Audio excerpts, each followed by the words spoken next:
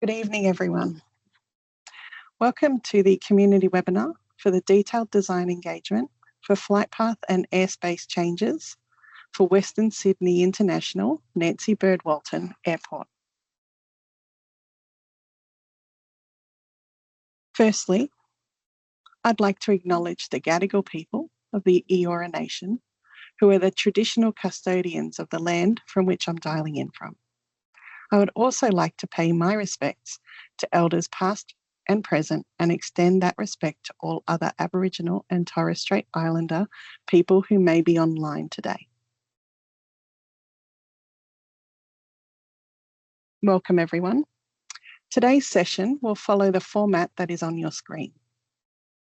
Following a short introduction, Air Services team members will present on flight path design, aircraft noise, which includes noise abatement and noise monitoring, and also our community consultation.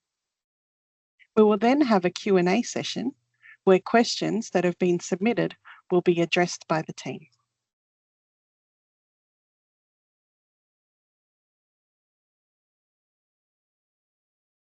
The purpose of this webinar is to inform and ensure awareness of the location of the authorised flight paths, how airspace will operate, and what communities can expect from these operations. We are also inviting feedback on proposed noise abatement procedures and our noise monitoring program, both of which you will hear more about today.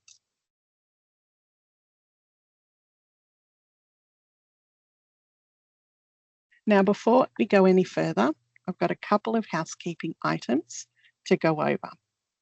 So this session will be recorded and is currently being recorded and placed on the Western Sydney International Airport, Engage Air Services webpage. You will see QR codes pop up on the screen from time to time.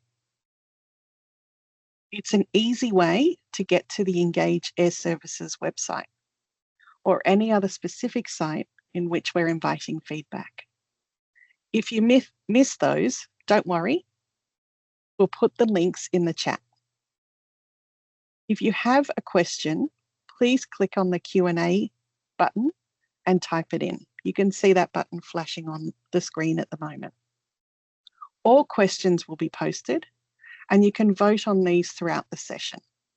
We will address as many as we can in the Q&A session following the presentation. We will be moderating the Q&A only for offensive language or personal information only. So the purpose of this session is for us to present information to you. So receiving feedback, such as not over my roof, isn't helpful. We'll go through and document all of your feedback provided in this session. Anything outside of the scope of what is open for feedback will be consolidated and noted as general comment. Now, about Air Services. Air Services' primary focus is ensuring the safety of air travel, both in the air and on the ground. We provide air traffic control services to manage the safe, orderly flow of aircraft into and out of and through Australia's airspace. If you've ever seen the fireys at an airport, that is Air Services. Air Services manages aviation rescue firefighting services at 27 of Australia's busiest airports. And Air Services provides support services such as the noise complaints and information services.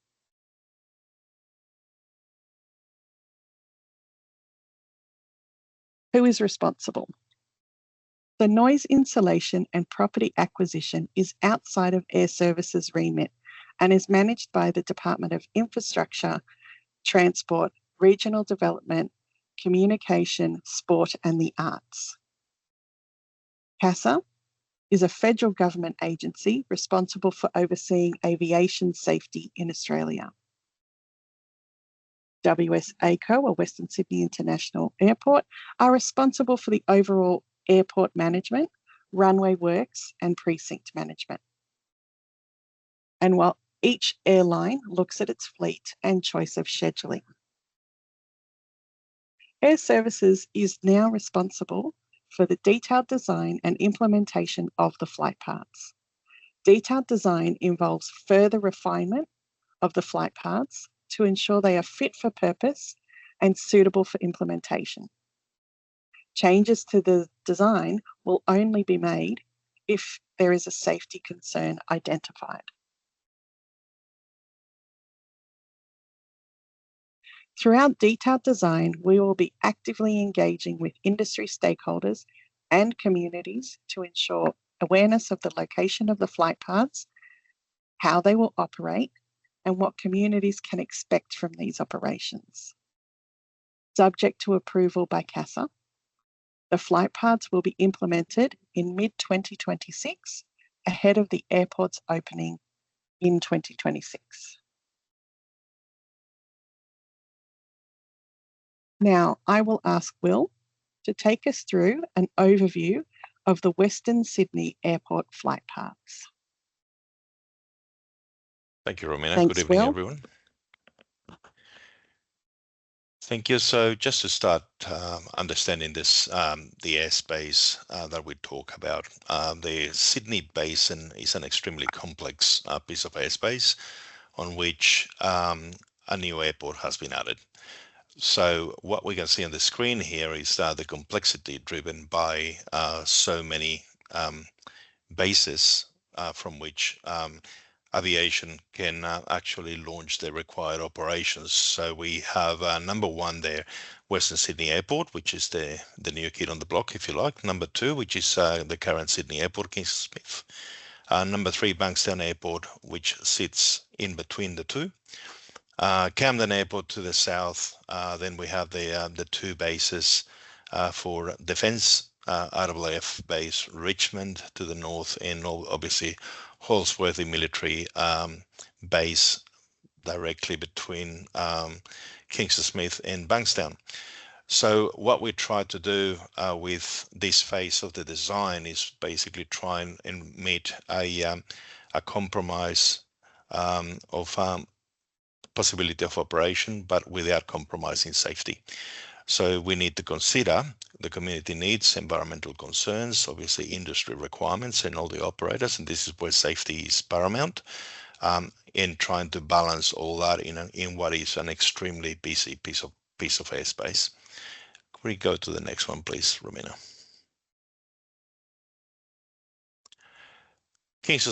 Western Sydney Airport has only one runway at this point in time. I believe the Western Sydney Airport Master Plan indicates that they will have a second runway, which will be parallel to the current in due course. At the moment, and on implementation, there is only one runway. That runway is described as 0523. So that still indicates only the one runway. 05 is one end, 23 is the other end. So what happens is the magnetic headings are on 3 digits, but only the first 2 digits are used to denote the orientation of the runway. So for example, runway 23 is 230 degrees magnetic. So 230 degrees, we only use the first two, so it's 23.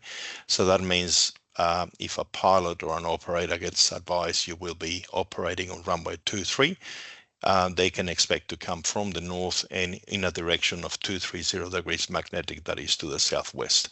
If you take 180 degrees, you end up with 50.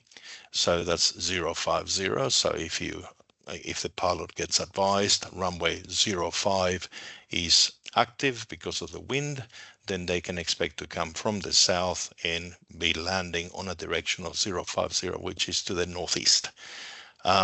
So that's how it works. So it's only the one runway, and it's actually advised as 05 or 23, depending on which end is active, depending on the weather conditions and other environmental conditions at the time.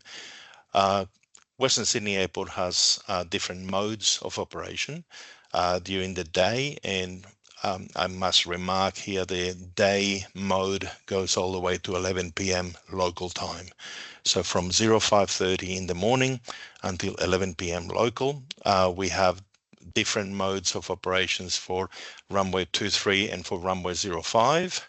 And during night mode, which begins at 11 p.m. local until 05:30 the next morning, there are different modes of operation active. The flight paths change slightly because there are some restrictions that are lifted and there are other considerations that are no longer pressing on the operation of these flight paths, such as Kingston Smith flight paths no longer being a constraint on the design, and however we have to also look at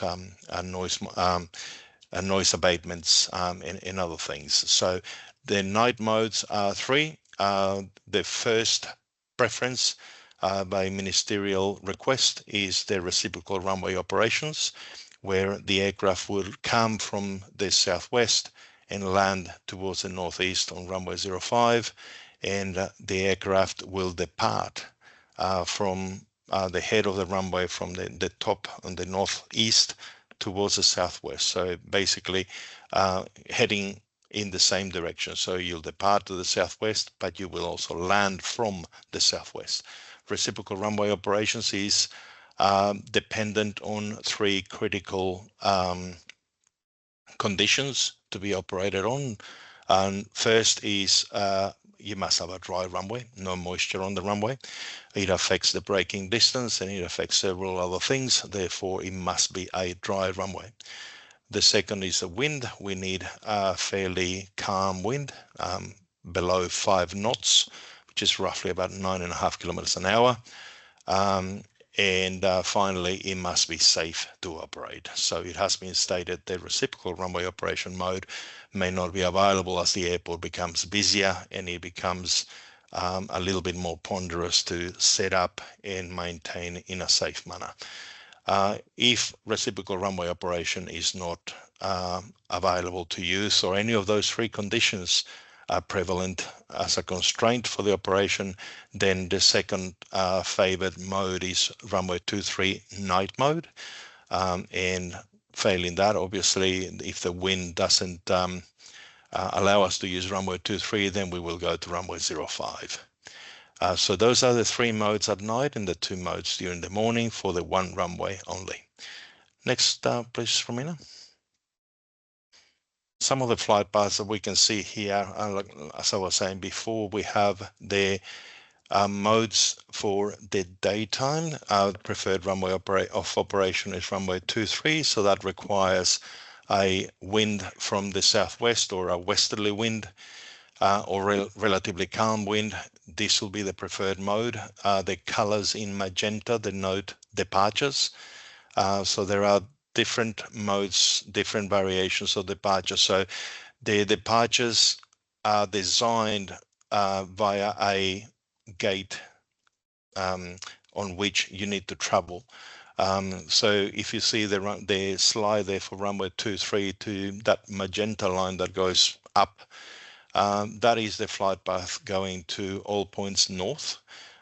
So aircraft will plan to go via that SID, which is called the bamboo SID, and aircraft will depart in that direction. If the aircraft requires to travel to Hobart or other places, it will take one of the two paths to the south or off to the ocean for a transoceanic flight to over the Pacific Ocean. They will take their flight path that goes overhead Sydney Airport.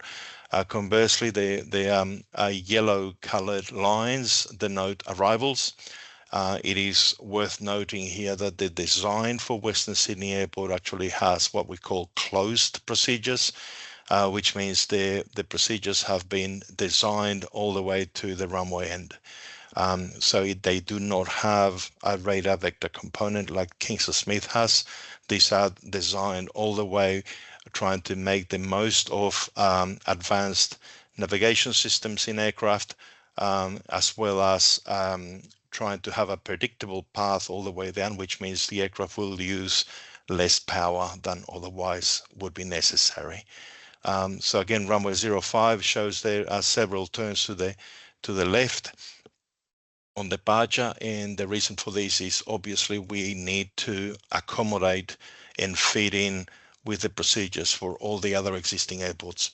So these procedures are not designed on their own. These procedures are designed because they need to fit in a safe manner, in an operationally viable manner with procedures from Kingston Smith, Bankstown, Richmond, etc., as well as overflyers. So there is quite a lot of thought being given behind these procedures, and obviously first and foremost, as per the EIS and all of the engagement that we have done, the feedback from the community has to be considered, and it has been considered when designing these flight paths. Can we go to the next one, please, Romina? This is the reciprocal runway operation. Again, the previous one we were looking at the day modes. Now this is the night mode. And as you can see in the picture here, the aircraft on the yellow lines arrive from the southwest, and the aircraft normally in a normal mode of operation, they would also be departing from the southwest towards the northeast. Reciprocal by definition means that the departure will be in the reciprocal mode, and this is why you see those turns very, very quickly off the runway to get safely out of the way so that this sequence actually works. So it requires an early turn on departure to the left or to the right, and the aircraft arriving from the southwest. Safety is paramount in everything we do. The process of setting up this mode is quite extensive, and it requires a lot of planning to actually be done safely. It is done in several airports in Australia and also several airports in the world. However, it doesn't take away from the fact that it requires quite a lot of work to be done safely. We expect this mode will be available to be used, like I said before, provided those three conditions are in our favor, such as a dry runway, very calm wind or less than 5 knots, and again, it is safe to operate and it's not causing a backing up effect of traffic everywhere when we're trying to set this up. So reciprocal runway operation is our number one choice for nighttime operations between 11 p.m. and 5:30 a.m. We'll go to the next one, please, Romina. The other two modes here in nighttime, again, please note of the times. Runway 23, the departures off to the southwest. The flight paths are slightly different. Again, we can make use of several facilitated bits of airspace where Kingston Smith is not active at this time of the night to actually provide a better gradient for arrivals, particularly. So the aircraft will use as little power as possible, particularly on landing. The departures are expected to be as efficient as we can possibly make them during the hours of night. So the departures towards Melbourne, Hobart, and points south of those three lines that you see to the south. Departures off to Brisbane, again, they'll turn to the northwest, still via the Bamboo Seed. And departures towards New Zealand will take that line around Picton and head out over the ocean. Departures off to Perth and other places will take the path over Megalong Valley and track directly west. The arrivals are designed again to make good use of make good use of the prediction of the flight path and the distance to the runway. So again, they can use as little power as possible. And same with the runway 05. Can we go to the next one, please, Romina? Pardon me. We'll now talk very quickly about noise abatement procedures, or otherwise known as NAPs. An abatement procedure is not, unfortunately, by name, cannot eliminate noise, but it tries to reduce its effect in as much as possible in an operational manner.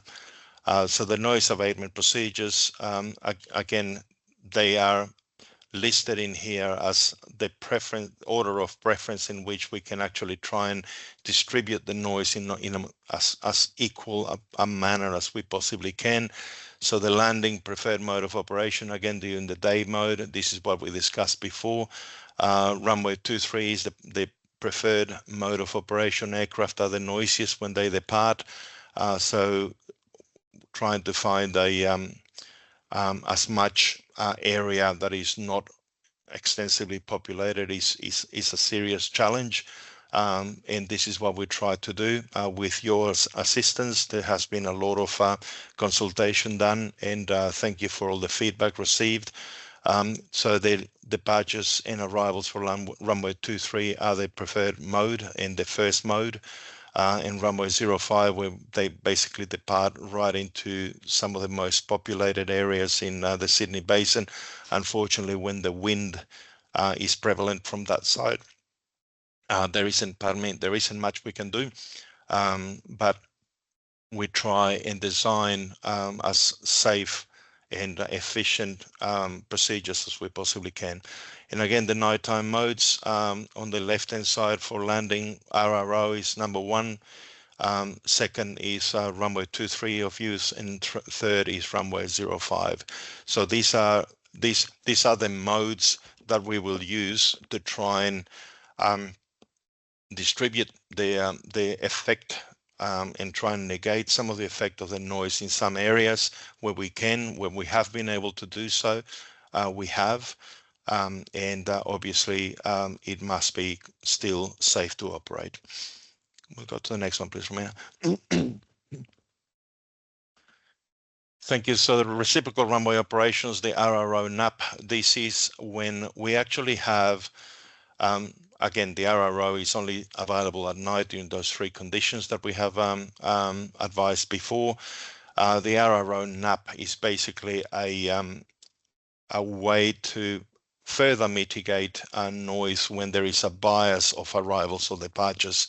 So there's more arrivals and departures, and we can actually move aircraft a little bit further out rather than having to make that early turn over Wallachia or Silverdale, and actually get them further out over unpopulated areas and then move them to their required airspace as quickly as we can. I must stress air traffic controllers don't actually have a street map, and they don't have a suburb map that actually shows overhead their radar screen.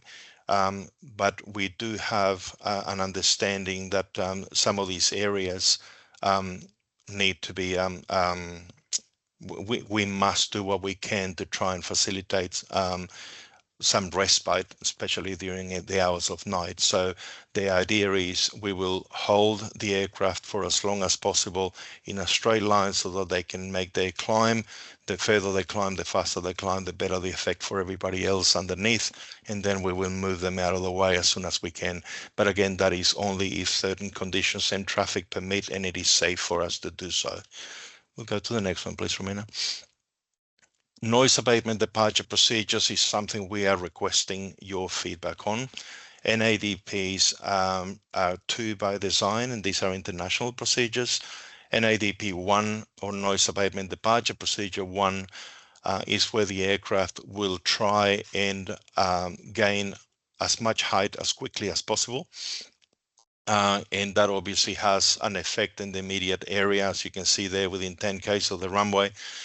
They can be quite loud, but they get up as quickly as possible, and then they may reduce their rate of climb to make a safe and efficient climb, and then carry on.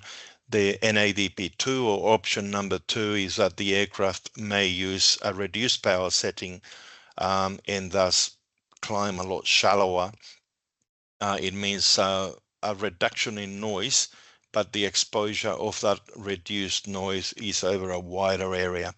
Again, certain airports request NADP1, other airports request NADP2. We are requesting your feedback on what would the community prefer that gets requested from the airline and operators to actually perform at Western Sydney Airport.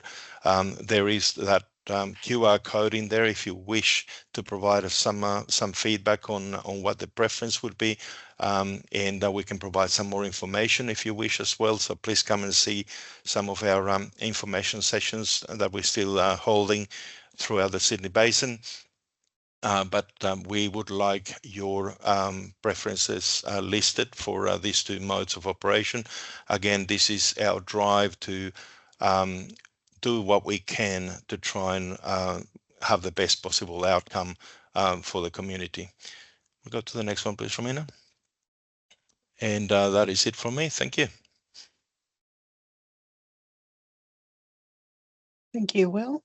I'm going to ask Annette to take us through the next few sections on noise monitoring and consultation. Good evening. I will be walking you through our noise monitoring program.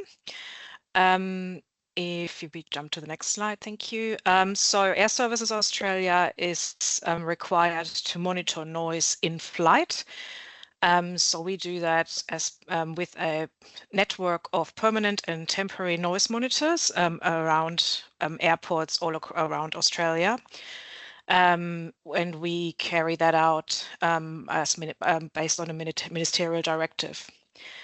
The collection of data of noise data of these noise monitors are used for community information. So all this data is published on websites, which I will talk to in a minute. But we also use the data in our post-implementation reviews for flight paths. So once Western Sydney Airport is operational and we have real-time data on noise, we can then use that data to look into verification of the noise modeled as part of the environmental impact statement, which was done by the Department of Infrastructure. And we can also use the data for the ongoing development and the implementation of additional noise abatement procedures. We'll just walk you through. There are two different noise monitors. As I said, there's permanent noise monitoring, which is a fixed device, and that will pick up the data, and also the temporary noise monitoring, which is a bit smaller, and that can be moved around in different locations. And I will just talk about this a little bit more in a moment.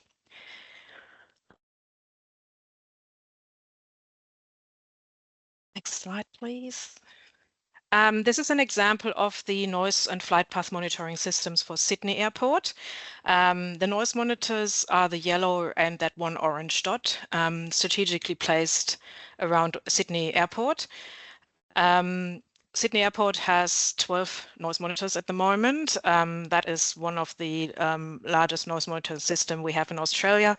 For comparison, Melbourne Airport has 6. So we have these noise monitoring in place in line with the runways and the flight path. And these noise monitors collect data 24 hours, 7 days a week. The website is called WebTrack. All of our airports can be found on this website. And the data is pretty much nearly live. There is a bit of a lag, I think about 10 minutes for the data to be uploaded. But you can basically click on any flight on a map, and it gives you the details of the flight itself, where it comes from, where it's going, its altitude, it's the airline, and then you can also see where the noise, how much noise it has created on the ground. There are different opportunities. You can download reports, historical data for each noise monitor in your region. We also have a website called Aircraft in Your Neighborhood, where we provide detailed noise reporting, historical noise reporting, and as I mentioned before, all this data is used then to inform not only communities, but also forward moving the flight path. Western Sydney Airport will have its own presence and on WebTrack. We have identified 9 locations at the moment where we will put a permanent noise monitor. The permanent noise monitor is shown on the picture to your right. As you can see, it's quite a big structure, so it has a concrete slab and a solar panel to power. We usually prefer public property to install these, basically just to make sure we have the right access requirements.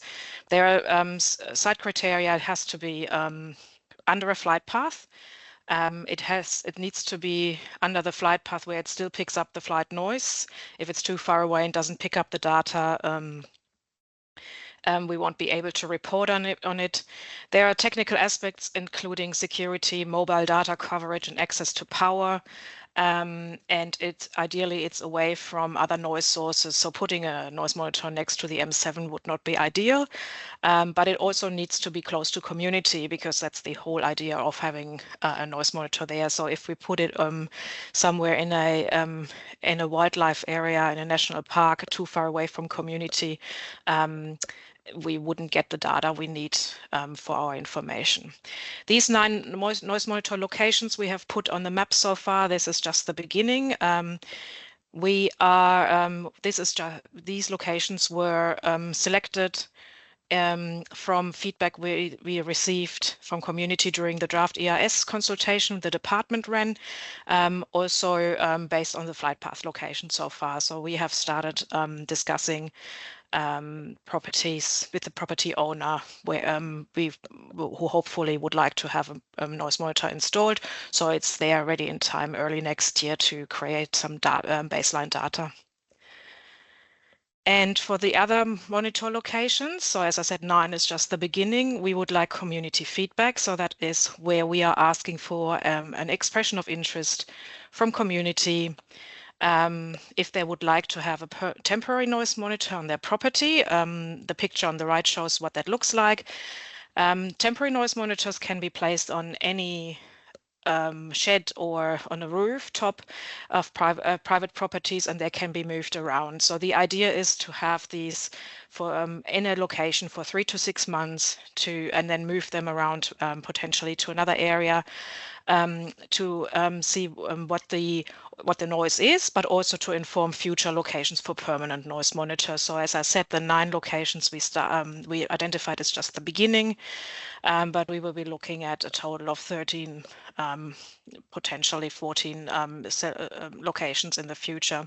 So if you would be interested or you know a location where a noise monitor should be put, I encourage you to scan the QR code or go to our Engage website and fill out a form. We require some information. You need to be the property owner or the landowner, and you would also need to agree that the location is published on our web track.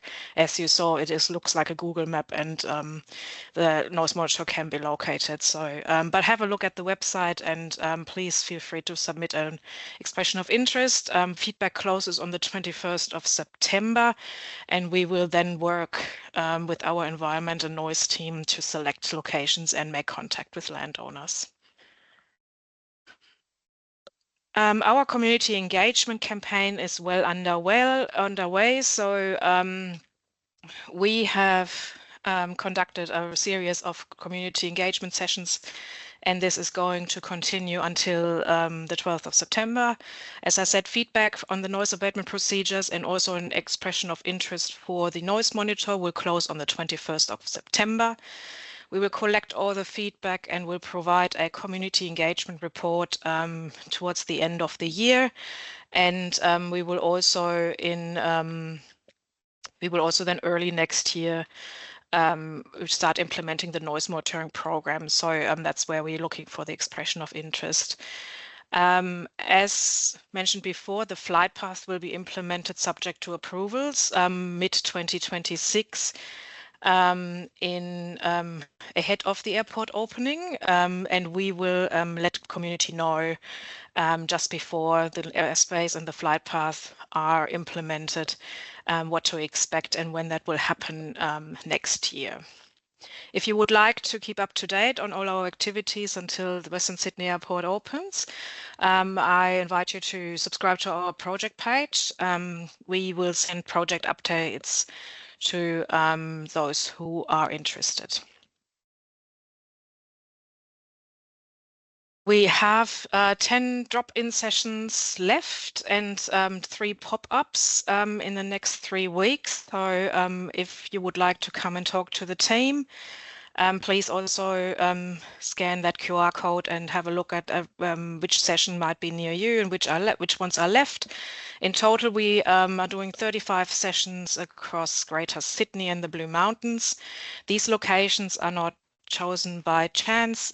This is mirroring what the Department of Infrastructure did during their consultation during the draft EIS in 2023 and 2024, and we made a commitment to go back to community when the flight path is authorized to answer any questions and also talk about the noise abatement and noise monitoring, which we're doing. So yeah, if you're here for another 3 weeks, please jump on our website and have a look and come and meet the team and ask your questions there if you would like to. That's it for me. Thank you. Thank you, Annette and Will. So we'll go through some of the questions that have been posted in the Q&A. And then I'll ask either Annette or Will to answer them. So the first question is, I understand there was some changes to the flight paths recently. Could you outline what they were or what they are and whether the flight path tool has been updated with those changes? Annette, would you be able to take us through that one? Yeah, it might be helpful to have the flight path maps up again, if that's possible. I can do that. One moment. Thank you. So during the draft EIS consultation by the Department of Infrastructure, feedback was taken from communities, and following that feedback, 5 changes were made to the preliminary design. These changes are reflected in the noise tool. To answer that question, there is, if we could go to, so that's the day flight path. There was a change to the northern departure, which went over Mount Irvine, Mount Wilson, Mount Tomah. That has been moved away further north, away from those communities. And that was one of the changes based on that feedback. If we go to the night one, sorry, the next one. The night eastern departure, which goes south and then over the ocean, was moved away from communities in Bandina. That was another change which was made to go over the national park. And in the RRO mode, the northeastern departure path was removed to have all eastern departures go to the southeast. And I don't know, Will, if you have anything to add to those. No, I think you captured them all well on it. But they are, so all these changes are implemented in the noise tool. And we also have a fact sheet which is covering all the Western Sydney flight path and also explains those 5 changes in detail. And there is even more information in the final environmental impact statement, which can be found on the website of the Department of Infrastructure, and how these were assessed as well. Thank you, Annette. Will, I might ask you this one. Why do the nighttime Western Sydney international flight paths on RRO not go over Sydney at all? Sure. Can we go back to the map for RRO for me, please? Okay, there we go. Thank you.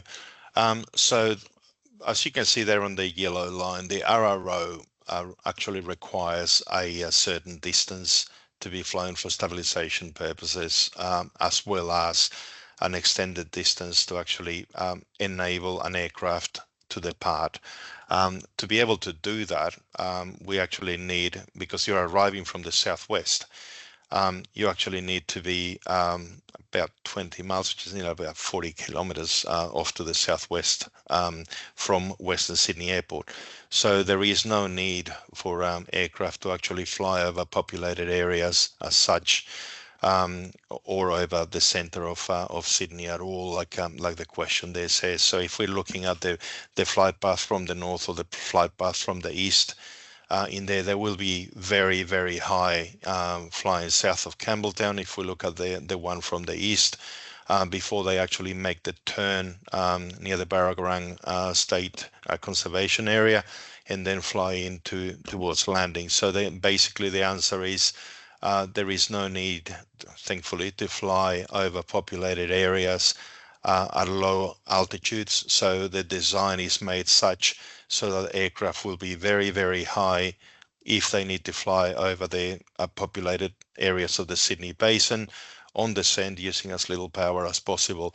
And on the reciprocal, as you can see, the departures, they need to get out of the way of the procedure on departure immediately right or left, and we drive those procedures directly up, directly north or directly south, again trying to avoid the greater Sydney Basin as much as possible.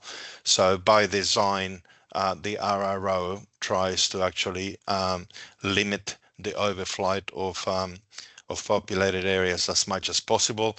Obviously, it is not always possible to do that because of where the airport is located, but the flight paths are designed to try and minimize that exposure as much as possible. Thank you, Will. There's another question on the RRO and runway 23. There should be substantial historical data on wind speed and direction in the area of the airport. Does that have any, is there any indications on that RRO and runway 23 can be used most of the time to reduce noise impacts over populated areas? I'll take that question. Yes, there is historical data. Not to the accuracy of location that we would like. Obviously, there is currently no airport where Western Sydney Airport is located. So the data has been gathered by the Bureau of Meteorology as well as other agencies, trying to paint a mosaic, a historical mosaic of the weather data for the area. That data does indicate that RRO and runway 23 can be used, and they are the preferred mode of operation for the area. So again, don't forget, RRO requires a significant reduction on weather impact, i.e. dry runway and very light winds. But the data that has been provided to us, it does indicate that runway 23 is the second preferred runway supported mode based on the historical weather conditions. Thanks, Will.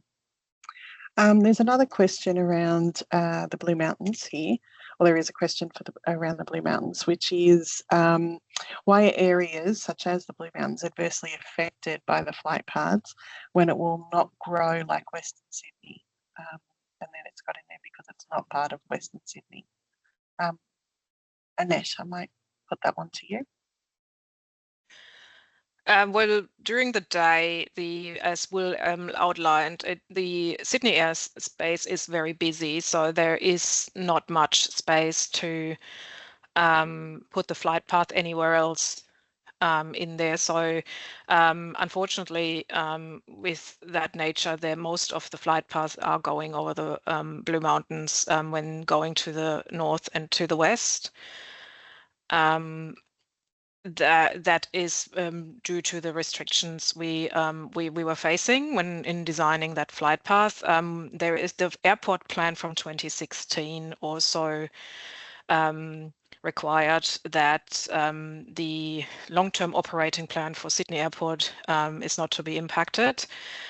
which put in additional restrictions to the design. So unfortunately, it is a bit like a game of Tetris to put an additional international 24/7 airport in there, and that's how the design unfolded, unfortunately, over the Blue Mountains. Thank you, Annette. There was another question around the height for minimal noise nuisance at ground level. The question is, at what height is aircraft noise considered negligible?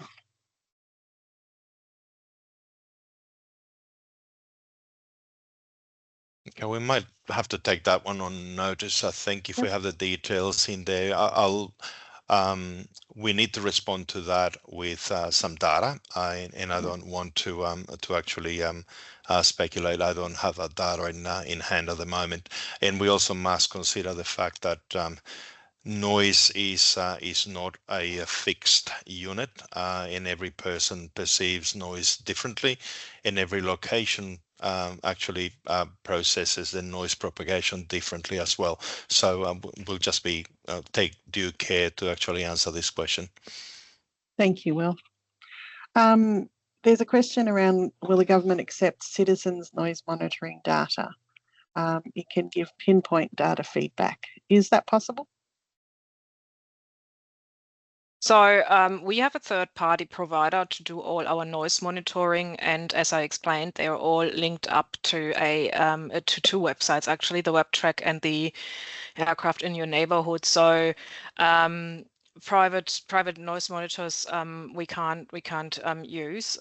So there is a calibration requirement which is contracted to a specialist, which is our third-party provider. As I said, we welcome expression of interest from community to have one installed, but we will have our third-party provider provide the hardware and link it up to the software. Thank you, Annette. I've got one around the noise abatement procedure, and will it be reviewed based on operational data and community feedback? The answer is absolutely yes. So we go through a normal post-implementation review process, which is where we actually review the operational data. It receives feedback from the operators who are going through those procedures, as well as the air traffic controllers on a safety stance, and we also will welcome feedback from community members to actually get some ideas as to whether there are any improvements that we haven't thought of, that we haven't seen, any feedback at all that we can use to actually make those procedures better. So absolutely yes. Wonderful, thank you. I guess there's a follow-on here is how quickly is it reviewed and then acted on in terms of flight paths? The post-implementation review does require a period of time for those flight paths to actually be used and their effect monitored and the data gathered. And then when we go through the process of actually understanding what it is that we have at hand, in the community gives us their feedback. The process usually starts at, I forget now, I think it's after 12 months of utilization of the flight paths. And then we go on to actually gather the data and understand what issues have occurred that were unforeseen, where can we find improvements, etc., etc. So it is a standard process that we go through, and yes, it is definitely already planned and it is scheduled. Yes. Thanks, Will. There's a question here around how accurately are the flight paths followed by pilots and air traffic control, and that really goes to a question of how much can community rely on the flight path tool compared to real world scenarios. Okay, that's a good question. Look, I'm very pleased to say aircraft these days have a magnificent accuracy to a to a flight path. Obviously, Mother Nature can throw a thing or two at them, and a strong westerly wind like we are known of here in Sydney can throw the best laid out plans out the window. Having said that, what you usually see is the aircraft compensate in a very efficient manner to the prevailing winds. So, but what you don't see is the effect of that wind on the noise. It can actually drive it further. It can actually make it louder. It can drown it out completely. So as far as the flight path is concerned, there are different systems that have different accuracy numbers, and some of them are extremely accurate. I'm talking you actually could not split it from where it is, depending on the aircraft, depending on the airline, depending on the certification. But in general, they are extremely accurate systems.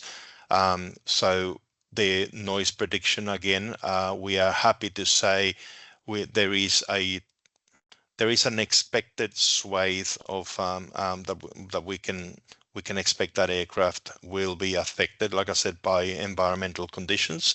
But as far as the noise tool in the noise predictions are concerned, we expect to get good results, and this is where we actually need your help to give us some proposals of areas where we can put noise monitors to efficiently monitor these areas that we have designed in there. So we expect them to be within the lines that you see on the map within a broad area. Yes, absolutely. Thanks, Will. There's a question here around has consideration been given to essentially a noise sharing arrangement during night curfew between Kingsford Smith and Western Sydney International Airport? I like that question. I like the idea. So curfew air services is that's out of our remit. So curfews are outside of our remit. That's the federal government's responsibility to legislate curfews and caps. So we will pass that feedback on to them, though, because I find it quite interesting. But unfortunately, we don't have an answer to that because we can't legislate curfews. There is a question, as the flight paths will be implemented by mid next year, could there be any changes expected before then? The short answer is no. Before we make any changes to flight paths, we must do consultation. So we need to have your feedback. The only reason we would do an ad hoc change to a flight path is if we find via testing that there is a safety requirement to make a change. We are fairly confident in where the safety aspect of the flight paths are at. But basically, no, we can't make changes willy-nilly and actually decide to put a flight path over someone else's house without first consulting with that community. So no, that will not happen. And the post-implementation review process will actually require your feedback before it is actually effective, efficient, and concluded. So you can expect to be able to have your say as to those flight paths and what changes may be implemented after they are implemented. But at the moment, as they are, no, not without your consultation. Thank you, Will. I've got a question here around the what measures are in place to monitor and minimise air traffic or pollution from aircraft. And is that something Air Services has in their remit? So no, so our ministerial directive is to measure the noise for flights once they leave the ground. Noise monitoring on the ground at the airport is the airport's responsibility, and so is air pollution measurement around the airport. Anything around it, we would have to come back to you, but that's we don't we don't have monitoring of air pollutions on that one. The airport master plan for Western Sydney Airport might have some information on that, which we can share the link to. Thank you.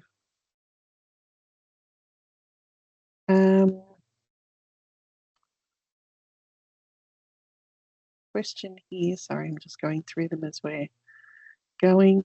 There is a question around the, sorry, I'll just go back to the slide, around the noise abatement procedure.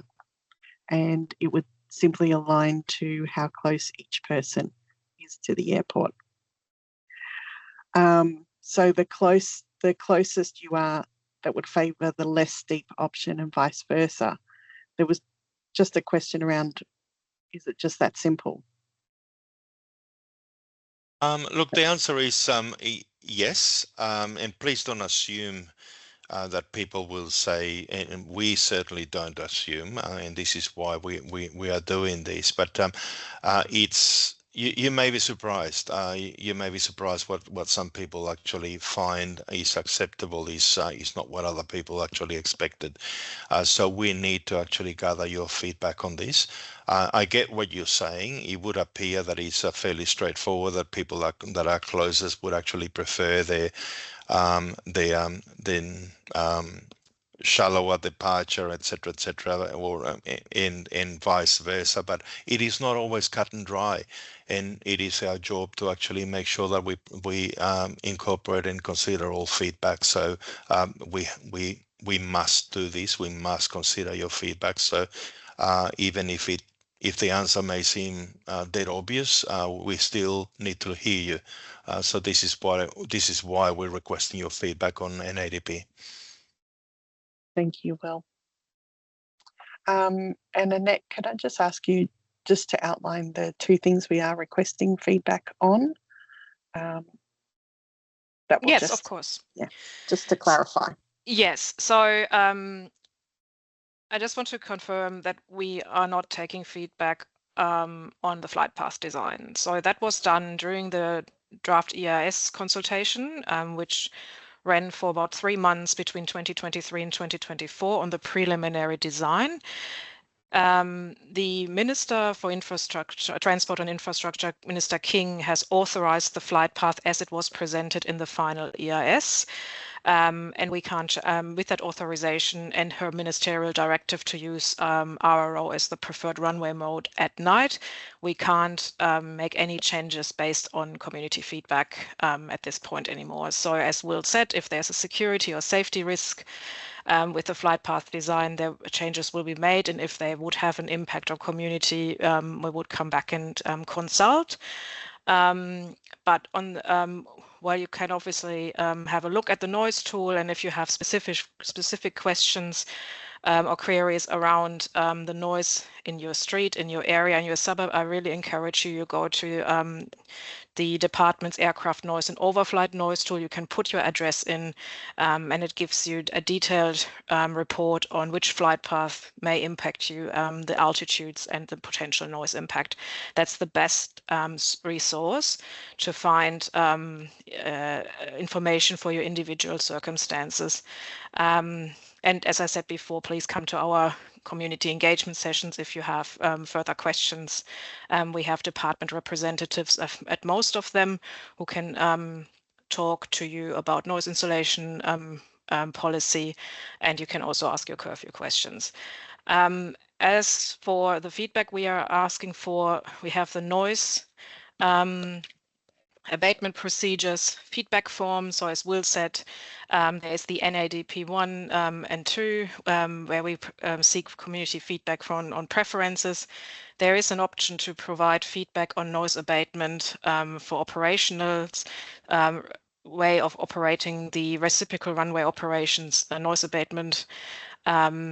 And you can also suggest your own noise abatement, but please remember that a curfew is not a noise abatement procedure, neither are caps.